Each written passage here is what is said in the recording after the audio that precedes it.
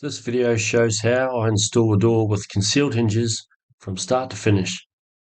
I like to start on the jamb side first, and here I'm using the Tidy Tradie router jig, and I work to one centre line.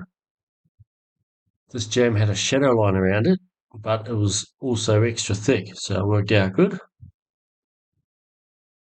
I transfer the marks over to the door, route out the same as I would on the jamb. I paint round the hinges to help out the painter. I transport the heavy door into position.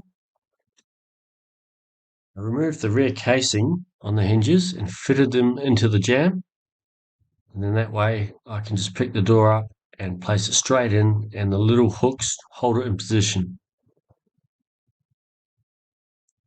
Then you do the final adjustments, get all the gaps nice and even, and this is the finished result. After the paint had finished, I put all the caps back on, cleaned up all the areas where they just painted over it and don't clean it up, which is pretty normal. But now they're looking very nice and luxurious. So the whole house was done like this. It was a big door, and I still think an extra hinge should have gone at the top of this, but it's only got four, and we'll see how it goes. But at the moment, it's working beautifully, and it's a great looking finish.